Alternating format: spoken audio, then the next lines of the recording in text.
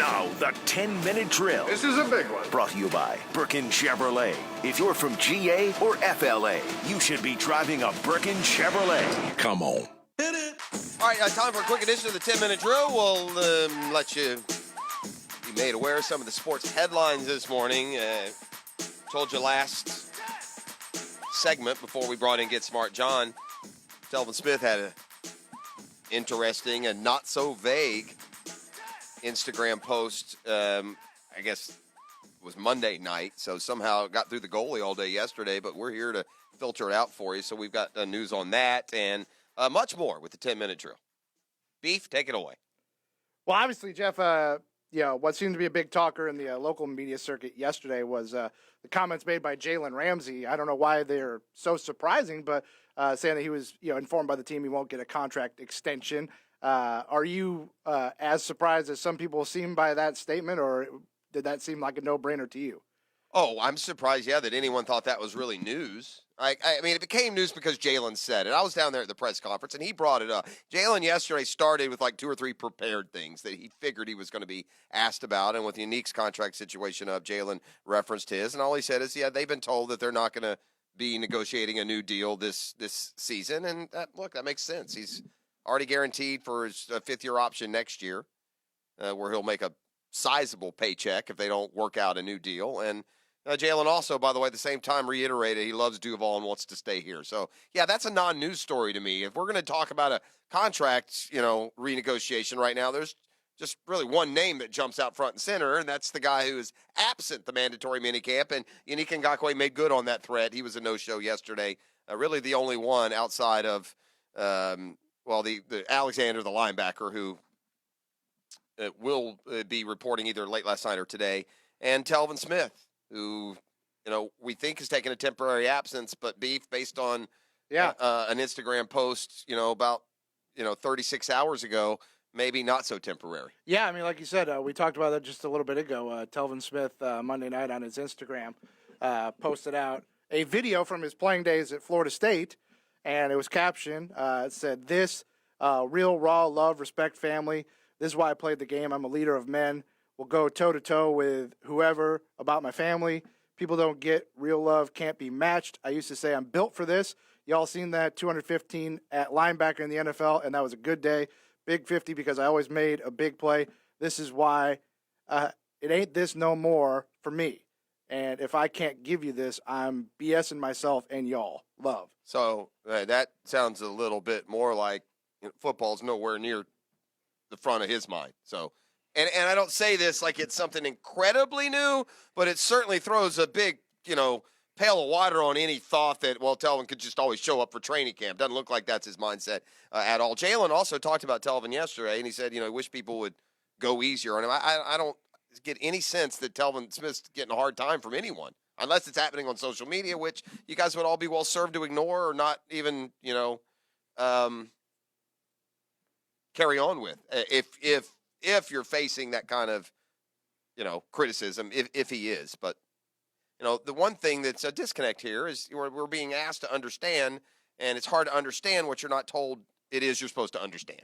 So if Telvin Smith wants understanding from the entirety of the fan base and teammates and otherwise, then those people would have to know what it is they need to understand. So, which may be private and never known, and so be it as well. But I do think that's a newsworthy Instagram post because it's using some words past tense. Now, whether or not this is not very grammatically correct, we are paraphrasing this Instagram a lot more linguistically solid than it was written. But there is some past tense in this that makes it sound like football could be in the past. We'll see.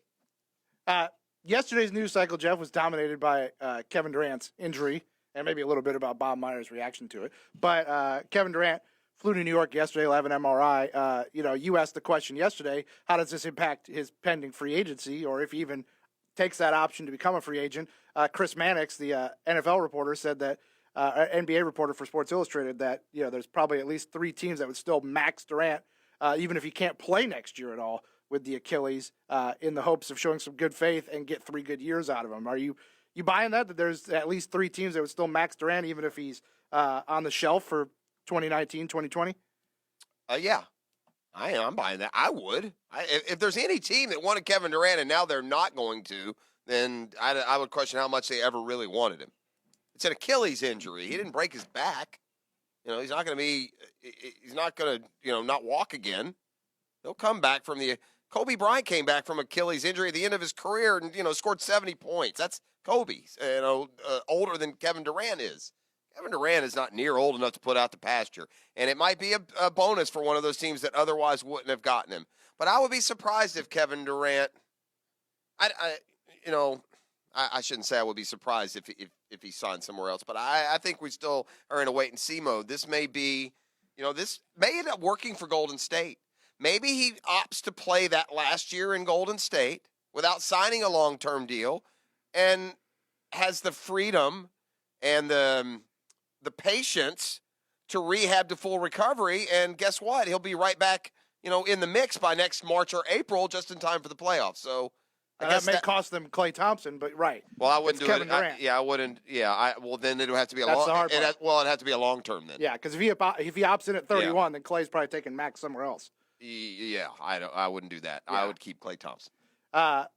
Meanwhile, I don't know if your TV will be tuned in tonight or if you'll take a pass, but the Atlanta Braves, I'll be watching. They always say there's nothing quite like a Game 7. Yeah. We got one tonight. Yeah, we do. The Puck Final, Game 7, Blues and Bruins tonight in Boston. Will you be watching it all? Will you at least flip over to it, check it out? Oh, yeah, sure I will. I have tried to embrace, my new strategy, of going to bed 9:30 and getting up at 3 and, watching some events that I had taped the night before. I did that with the Braves. I watched them homer 5 times again yesterday and beat the Pirates again. Sorry, Frange.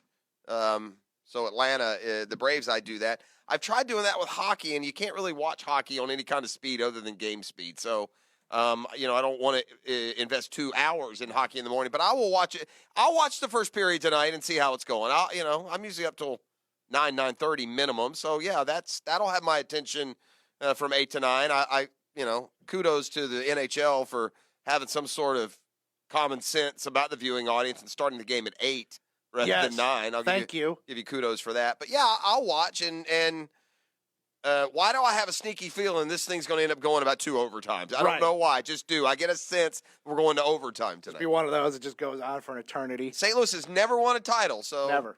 They've only been to one final in their expansion year. And they lost to Boston in that one, ironically. And lastly, Jeff, because we'll focus so much on golf in the next hour, I'd like to give you an opportunity to reset your scintillating hot take on the U.S. ladies soccer team. I'm embarrassed for the U.S. women. I think it's weak.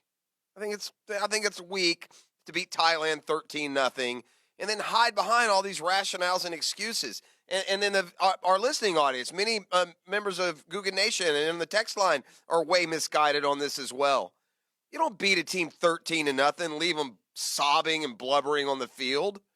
You don't do that. You don't have your best player in the game in extra time scoring her 5th goal of a 13-0 win and then dancing and gyrating around on the field, celebrating like you just won the World Cup. The U.S. women's national team is better than that. They're way beyond having to prove anything or gain confidence. But the biggest one of all is this ridiculous excuse of the goal. Well, goal differential matters in the World Cup. All right. Well, we'll all hope that U.S. doesn't fall to Chile 13-1 today. Or if they do, we'll have that 1 goal on our side. Yeah, goal differential after you get to about 7 or 8, no thank you. They scored 10 goals in the second half against a team that obviously couldn't play with them. Just call off the dogs a little bit is what I would say, without a doubt. And, people are getting their panties in a wad about that. Like you should be allowed to just beat the hell out of anyone as long and hard as you can.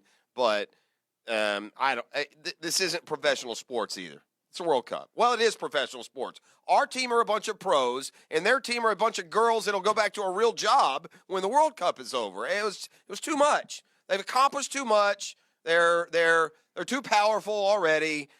I have a problem with your best player scoring her 5th goal in overtime, in extra time of a 13-0 win. I think that's overdoing it. Yeah. In fairness, correction. I'm always happy to admit when I was wrong and I misspoke. The Blues went to 3 straight Cup finals in their first 3 years of existence. Yeah, I don't care Have not about been back that. since. Thank you, though. I'm glad that you feel better. Thank you. But that doesn't mean anything. I don't want to offend the Blues fans. They're out there. All right, here's what we're going to do next hour. We'll see what's trending coming up about 8:15. We'll check some non-sports stores and some sports ones. But when we come back straight up, I normally do brunch with the tour 8:30, but we're going to get Reimer on the phone at 8. We're going to set the stage for this week's brunch with the tour. We'll make our picks. We'll update our standings. We'll talk a little bit about the tournament coming up. And then 8:30 to 9 this morning, Steve Sands from NBC Sports, from the Golf Channel, will join us and talk in depth about the U.S. Nobody better in the business to have on the radio talking golf. There's not a person in the golf industry that brings it better than Steve Sands. So we'll talk to the Sandman coming up bottom of the hour. Jeffrey, I need a number, man. All right, I'll give you number 3. That's my favorite number. I was born on 3-3. It's a lucky number, and it's going to be lucky for one of the Googans who will take home today's prize pack. And it's in honor of the forgotten holiday, Father's Day, coming up Sunday. Father's Day prize pack. Caller number 3 right now is going to get $25 to Edwin Watts Golf, a voucher for the 18-hole simulator with TrackMan and a beer at Coastal Indoor Golf, a $25 gift card from Shooters of Jacksonville, plus a $25 gift certificate from Woodcraft. All of that for caller number 3 right now, 641-1010. It's part of the Father's Day gift guide. For those and other great gift ideas, check out the Father's Day gift guide at 1010XL.com.